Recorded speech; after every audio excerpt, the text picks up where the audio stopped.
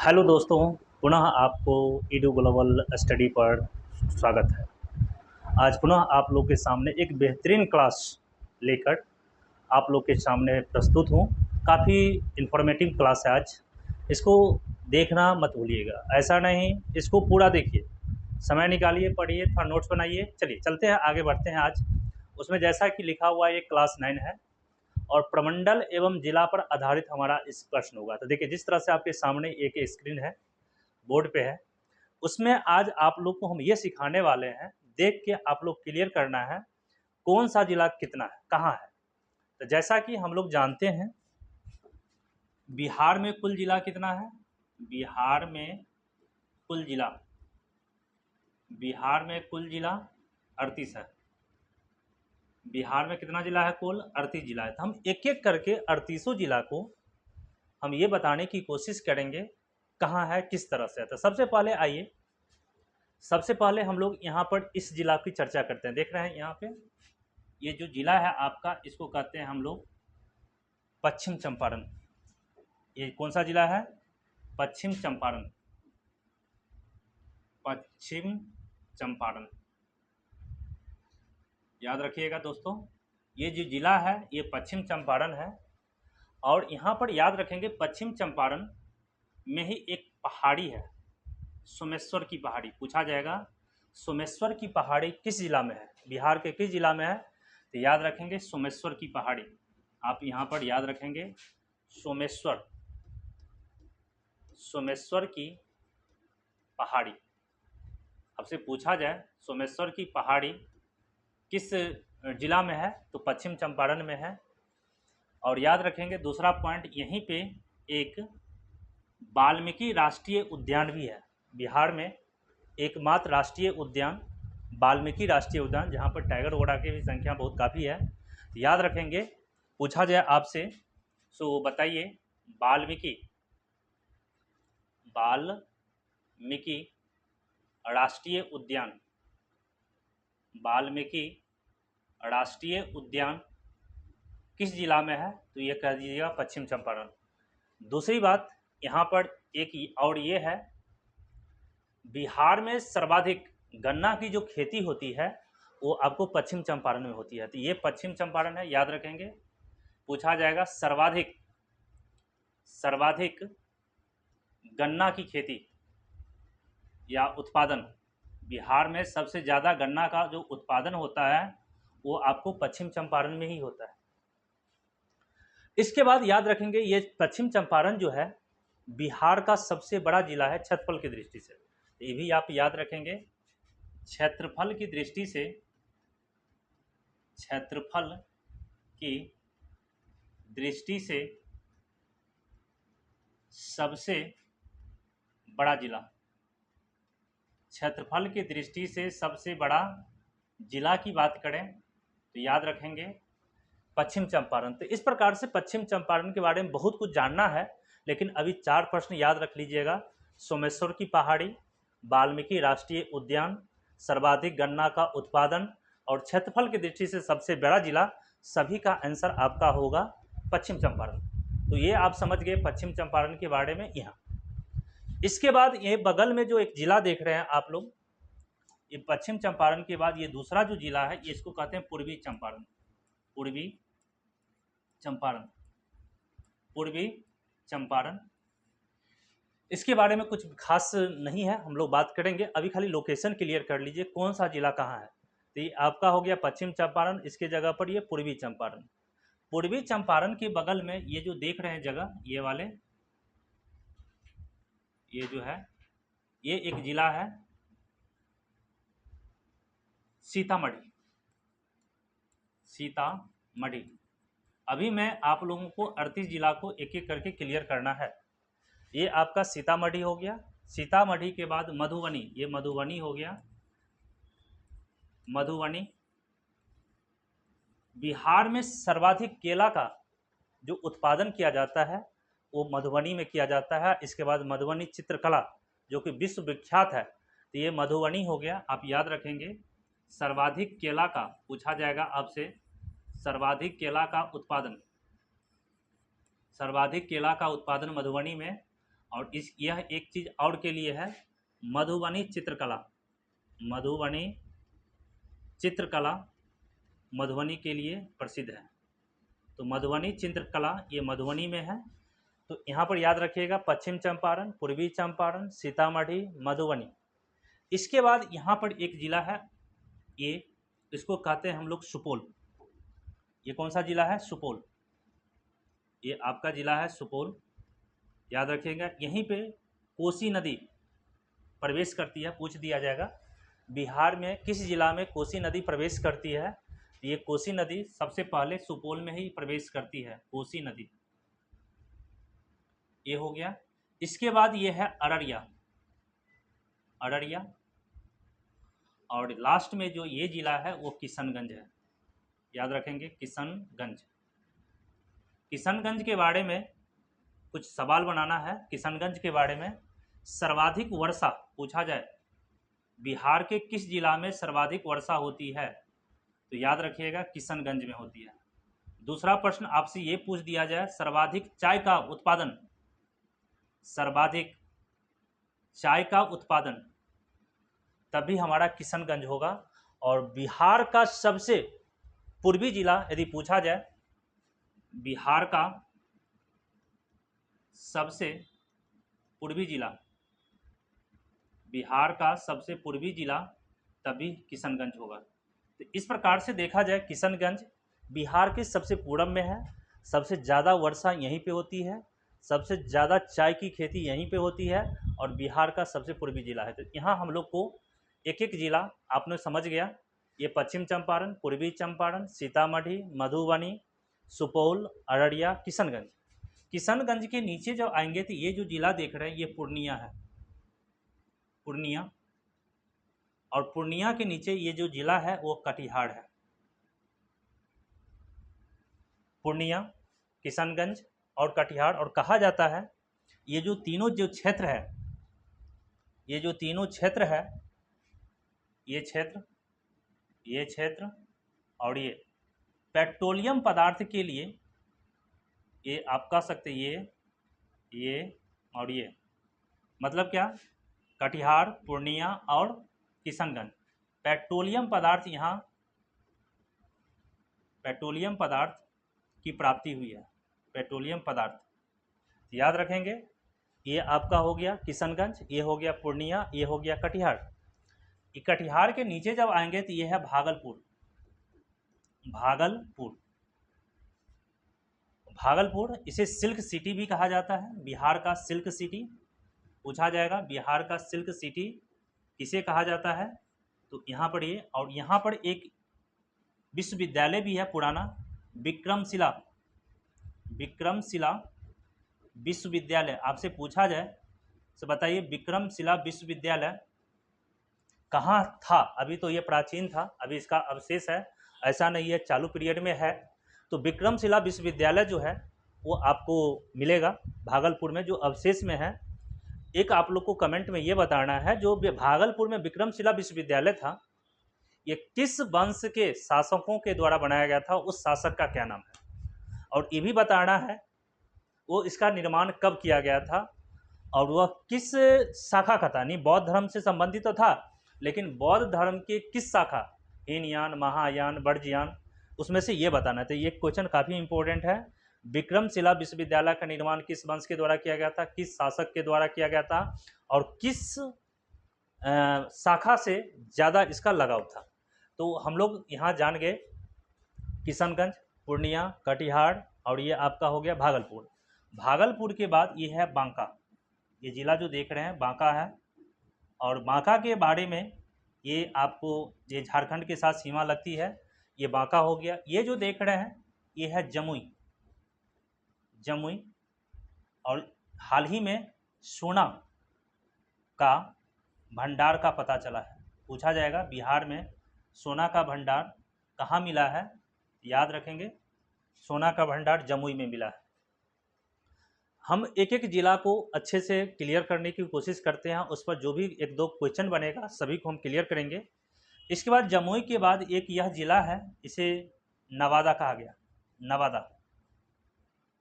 और नवादा में ही बिहार का सबसे ऊंचा झरना काकोलत, याद रखेंगे काकोलत, काकोलत झरना पूछा जाएगा।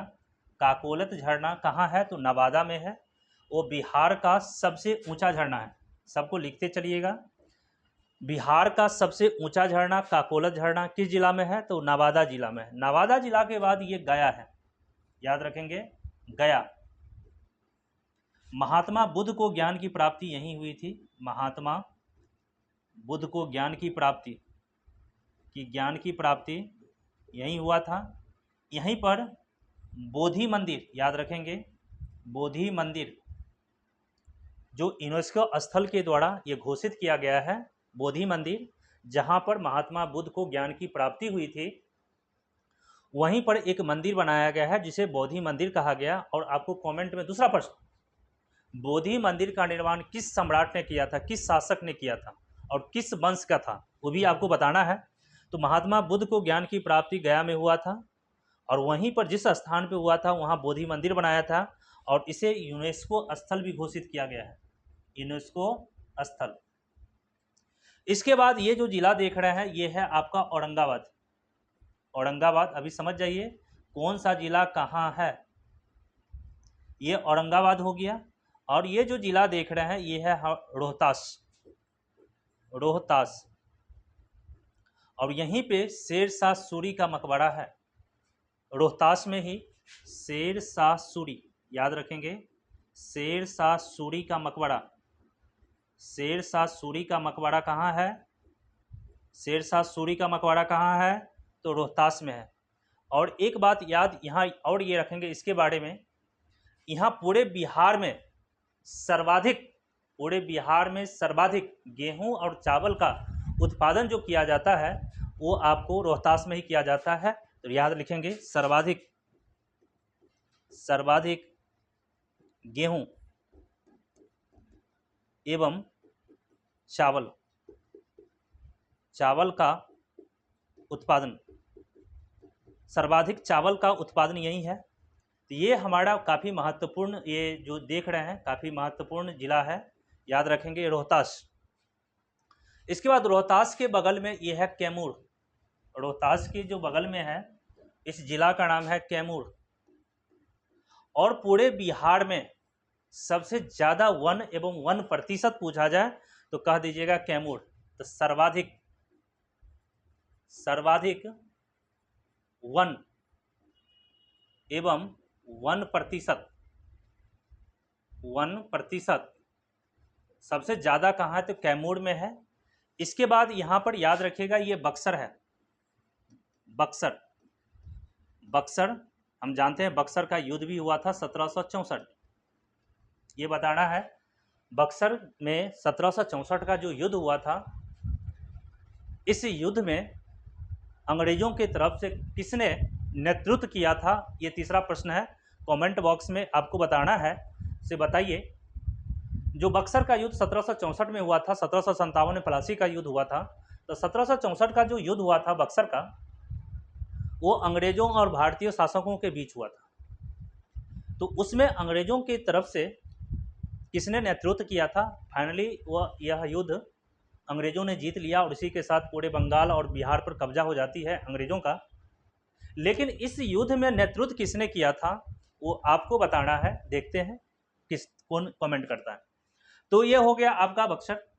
बक्सर के बाद हम बात करें तो ये जिला है आपका, ये जो जिला है भोजपुर, याद रखेंगे। भोजपुर के बाद आइए इधर आते हैं तो ये जो जिला देख रहे हैं ये है गोपालगंज। गोपालगंज के नीचे आएंगे तो ये जिला है सिवान, और सिवान के बाद ये जो जिला देख रहे हैं वो सारण है। तो यहाँ याद रखेंगे, सारी एक एक जिला को मैं आप लोगों को सामने बता रहे हैं कौन जिला कहाँ है। तो पश्चिम चंपारण, गोपालगंज, सिवान, सारण, भोजपुर, बक्सर, कैमूर, रोहतास, ये हो गया आपका औरंगाबाद, ये हो गया आपका गया, नवादा, जमुई, बांका, भागलपुर, कटिहार, पूर्णिया, किशनगंज, अररिया, सुपौल। अब आइए बीच की बात करते हैं, तो बीच में भी कुछ बहुत सा जिला है, उसकी बात करते हैं। ये जो देख रहे हैं ये बहुत काफ़ी इम्पोर्टेंट जिला है और बिहार की राजधानी के रूप में भी ये प्रचलित है। इसे पटना कहा गया। पटना, यही है पटना, बिहार की राजधानी पटना हो गया। आपको कमेंट बॉक्स में, या हम अभी जस्ट बात कर रहे हैं, ये हो गया। ये जिला जो देख रहे हैं अरवल, ये जिला अरवल, सब लिखते जाइएगा। हम बोल रहे हैं अरवल बिहार का सबसे नया जिला है, या बिहार का 38वां जिला हमसे पूछा जाए तो ये अरवल है। और अरवल के बगल में ये जहानाबाद है, जो जहानाबाद से ही बिहार, ये है आपका जहानाबाद, याद रखेंगे, ये है जहानाबाद। औरंगाबाद ये हो गया, याद रखेंगे, औरंगाबाद ये है, और जहानाबाद ये है। और जहानाबाद औरंगाबाद की सीमा टच नहीं करती है, लेकिन याद रखेंगे अरवल की सीमा जहानाबाद से, औरंगाबाद से, रोहतास से, भोजपुर से, पटना से शेयर करती है। तो ये अरवल हो गया, ये जहानाबाद हो गया। जहानाबाद की बात करें, आगे बात करें, तो ये है आपका नालंदा, यही है नालंदा। याद रखेंगे नालंदा में ही भारत का सबसे पुराना विश्वविद्यालय नालंदा विश्वविद्यालय स्थापित था, और यही है नालंदा। याद रखेंगे पटना की सीमा नालंदा से लगती है। नालंदा के बाद ये जो देख रहे हैं वो शेखपुरा है, ये है शेखपुरा। शेखपुरा सबसे कम जनसंख्या यदि पूछा जाए पूरे बिहार में तो शेखपुरा में है, और सबसे कम वन का प्रतिशत भी शेखपुरा में है। याद रखेंगे, काफ़ी महत्वपूर्ण है। नालंदा और शेखपुरा की सीमा आपस में टच करती है, लेकिन शेखपुरा का सीमा पटना से टच नहीं करती है। शेखपुरा के बाद ये जो जिला देख रहे हैं वो लखीसराय है। लखीसराय काफ़ी महत्वपूर्ण है। लखीसराय, लखीसराय हो गया। लखीसराय के बाद यहाँ हम लोग बात करें, आगे चलिए, तो ये आपका मुंगेर हो गया। मुंगेर, ये मुंगेर हो गया। मुंगेर के इधर जब आएंगे, मुंगेर के इधर जब आएंगे तो ये बेगूसराय है। बेगूसराय, बेगूसराय है। बेगूसराय के बाद ये जो जगह देख रहे हैं वो खगड़िया है। खगड़िया, बेगूसराय के बाद खगड़िया। ये आपको हो गया दरभंगा, ये जो शहर देख रहे हैं ये दरभंगा। दरभंगा के नीचे जब आएंगे तो समस्तीपुर। समस्तीपुर, समस्तीपुर की सीमा पटना से लगती है, यस लगती है। ये दरभंगा हो गया। दरभंगा के बाद इधर 3 जिला हम लोग चर्चा करेंगे। यहाँ देखिए सुपौल, इसको हम लोग कहते हैं मधेपुरा, सहरसा। सहरसा, और सहरसा के बगल में ये जो देख रहे हैं वो मधेपुरा है। मधेपुरा है, ये आपका ये जो जगह है मधेपुरा। यानी हम आपको एक एक जिला को, क्योंकि आप लोग क्या कीजिएगा, स्टेशनरी की दुकान पर A4 साइज में बहुत सा एमपीटी जो है खाली वाला, जिस तरह से मैंने आपको यहाँ बताया था, तो खाली वाला मैप आता है और उसको बार बार भरिए।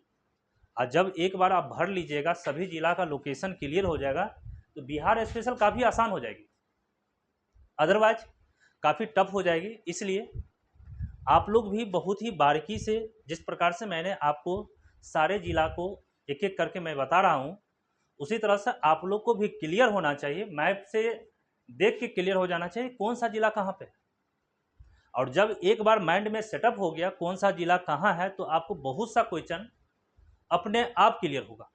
अदरवाइज जब मैप क्लियर नहीं रहेगा तो कितना कंटेंट याद कीजिएगा, आपको फिर परेशानी होगी। इसलिए सबसे पहले बिहार के जितने भी जिला है इसको एक मैप के माध्यम से इसको पहले याद करिए, बार बार इसको लिखिएगा, सभी याद हो जाएगा। तो देखिए मधुबनी, दरभंगा, समस्तीपुर, इधर सारी जिला हो गया। अब इधर की बात करेंगे तो मैंने यहाँ पश्चिमी चंपारण बताया, पूर्वी चंपारण। ये जो जिला देख रहे हैं ये मुजफ्फरपुर है।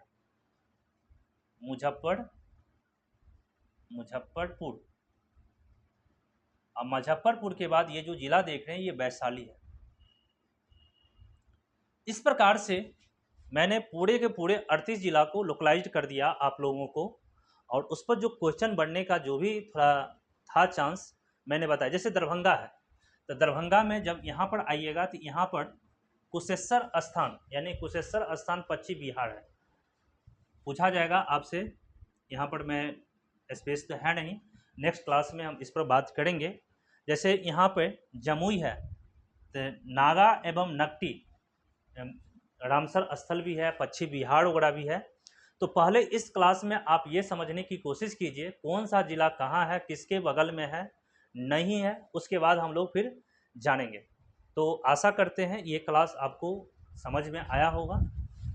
इस क्लास में मैं ज़्यादा कुछ नहीं बताया, सिर्फ यह बताने की कोशिश किया कौन सा ज़िला कहाँ है, नहीं है, किस स्थिति में है, किसके बगल में कौन सा ज़िला है, वो बताना है। जैसे हम लोग बात करें, आप इसका स्क्रीनशॉट लीजिए, मैं कुछ और बातों को चर्चा करता हूँ। चलिए सबसे पहले इसका आप स्क्रीनशॉट लीजिए,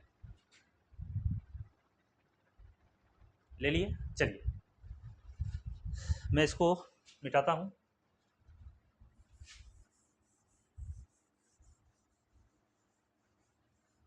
चलिए देखिए, हम लोग इसी में एक चीज़ आप लोग को बता रहे हैं, काफ़ी चीज़ है, मैप को से तो काफ़ी चीज़ समझ में आता है और हमेशा हमेशा के लिए याद होती है। आप देखिए, थोड़ा हम आपको बहुत सारी चीज़ मैप के माध्यम से बताने की कोशिश करते हैं। देखिए यहाँ पर बिहार का मैप है, और हम जानते हैं बिहार के बीचों बीच, बिहार के मध्य से एक नदी जाती है, गंगा नदी। तो देखिए गंगा नदी उत्तर प्रदेश से आके सबसे पहले बक्सर, ये कौन सा जिला है, बक्सर, बक्सर के एक जगह है, याद रखेंगे, चौसा, चौसा। पूछा जाएगा गंगा नदी प्रवेश कहाँ करती है, गंगा नदी प्रवेश पूछा जाएगा, गंगा नदी बिहार में प्रवेश कहाँ करती है, तो चौसा, चौसा कहाँ है, तो बक्सर में। तो जिला पूछा जाए आपसे, सो बताइए बिहार में गंगा नदी सर्वप्रथम किस जिला में प्रवेश करती है, तो आंसर होगा बक्सर, और किस स्थान पे करती है, तो आपका होगा चौसा। गंगा नदी यहाँ से प्रवेश करने के बाद वो भोजपुर में जाती है, भोजपुर के बाद ये भोजपुर है, याद रखेंगे, ये भोजपुर हो गया। भोजपुर के बाद ये जिला है सारण, सारण गया, सारण में टच करते हुए ये आपको पटना में आ गया। अब पटना में ये ज़िला जो है वो वैशाली है, वैशाली और समस्तीपुर को टच करते हुए तो ये आपका ज़िला हो गया पटना, ये हो गया आपका वैशाली। सब इससे पहले मैंने आपको बताया था, ये हो गया आपका समस्तीपुर, समस्तीपुर। तो गंगा नदी जो है सबसे पहले बक्सर, इसके बाद भोजपुर, सारण, पटना, वैशाली, समस्तीपुर, समस्तीपुर। इसके बाद गौर से देखेंगे, इसके बाद ये जो है पटना के बाद ये खगड़िया में जाती है, खगड़िया के जाने के बाद ये आपका लखीसराय, लखीसराय के बाद मुंगेर, मुंगेर के बाद खगड़िया, खगड़िया के बाद भागलपुर, और भागलपुर के बाद कटिहार होते हुए ये बाहर निकल जाती है। तो यहाँ पर देखिए गंगा नदी पूछा जाए, यहाँ पर देखिए एक प्रश्न बन जाएगा आपको, गंगा नदी, गंगा नदी की कुल लंबाई, की कुल, आपसे पूछा जाए गंगा नदी की कुल लंबाई, तो पूरे भारत की बात किया जाए तो वह 2525 किलोमीटर है, 2525 किलोमीटर। लेकिन आपसे पूछा जाए दूसरा क्वेश्चन, गंगा बिहार में गंगा की लंबाई या गंगा नदी की लंबाई, बिहार में गंगा नदी की लंबाई याद रखिएगा 445 किलोमीटर, 445 किलोमीटर। अगला क्वेश्चन बनेगा हमसे, गंगा नदी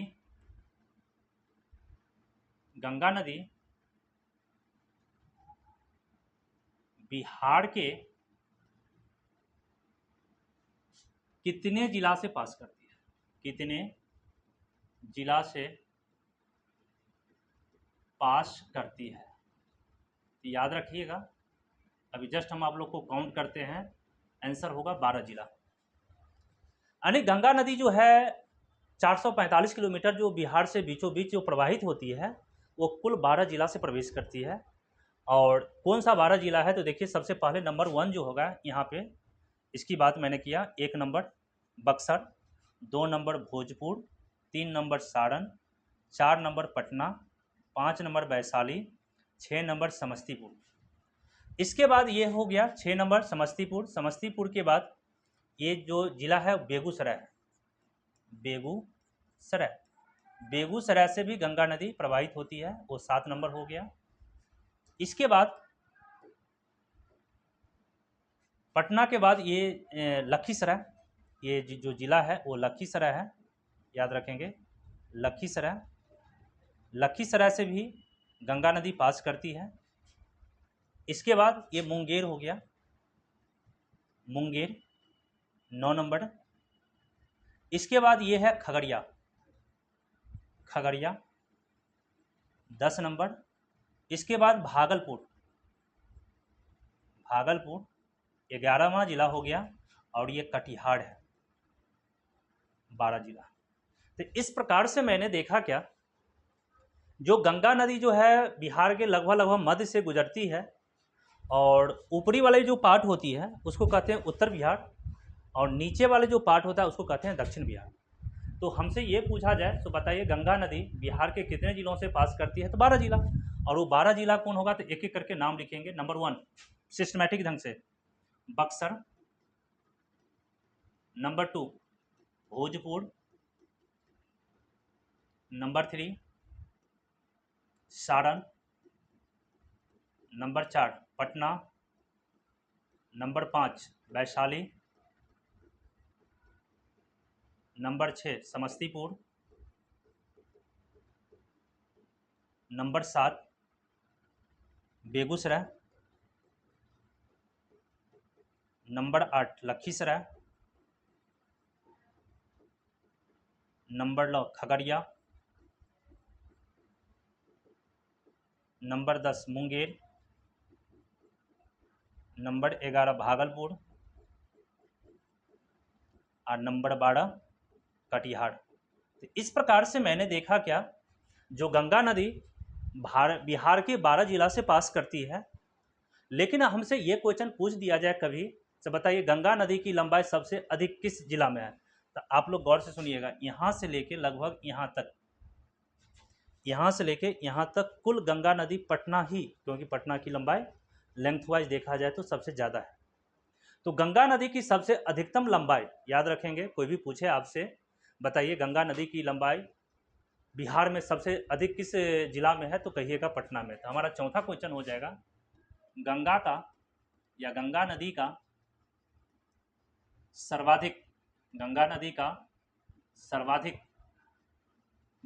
का सर्वाधिक लंबाई पटना जिला में है।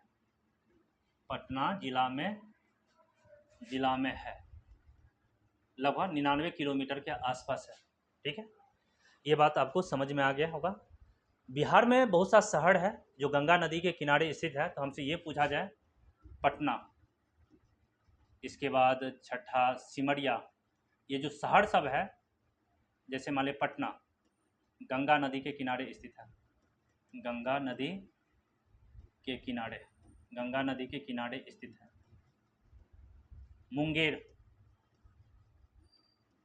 मुंगेर भी आपको गंगा नदी के किनारे स्थित है। सुल्तानगंज, बिहार की बात बोल रहे हैं, सुल्तानगंज जहाँ से देवघर के लिए हम लोग जल पद यात्रा स्टार्ट करते हैं, तो भागलपुर में एक शहर है सुल्तानगंज, वो भी आपका गंगा नदी के किनारे स्थित है। तो सिमरिया, जहाँ पर भी हम लोग उत्तर बिहार के लोग जाते हैं, तो सिमरिया जो शहर है छोटा सा, वो भी आपको गंगा नदी के किनारे स्थित है। इस प्रकार से देखा जाए तो बहुत सा प्रश्न हम लोग को सामने आता है। तो आज की क्लास में हम लोग ज़्यादा कुछ नहीं, आप ये बात याद रखेंगे आप लोग। तो इस क्लास में मैंने आप लोगों को पहली बात ये सिखाने की कोशिश किया, जो मैप में जो आपके सामने मैप है वो कौन सा ज़िला कहाँ पर स्थित है, और इसके बाद कुछ बातें मैंने ये चर्चा किया कौन सा ज़िला में कुछ विशेषता क्या है उसकी चर्चा किया। दूसरा मैंने ये बताया जो गंगा नदी बिहार के लगभग लगभग बीचों बीच जाती है, लगभग 12 जिला से पास करती है। 12 जिला का मैंने एक एक सिस्टमेटिक ढंग से नाम लिखा दिया। अब गंगा नदी सर्वाधिक जो लंबाई है वो आपको पटना में है। एक क्वेश्चन आपको कमेंट बॉक्स में भी ये भी करना है, गंगा नदी का सर्वाधिक लंबाई तो पटना में है, लेकिन ये बताना है न्यूनतम लंबाई, गंगा नदी की न्यूनतम लंबाई किस जिला में है ये बताना है। क्योंकि और नेक्स्ट क्लास में हम लोग काफ़ी इम्पोर्टेंट रूप से जी चर्चा करेंगे, तो हम आशा करते हैं नेक्स्ट क्लास जब भी हम लेंगे तो हम लोग का अगला टॉपिक होगा एक एक करके हम लोग बताएंगे। 9वां क्लास था, 10वां क्लास हम बेहतर क्लास आशा करेंगे, इससे भी बेहतर क्लास आप लोग को नेक्स्ट क्लास में प्रोवाइड करेंगे। तब तक के लिए थैंक यू वेरी मच।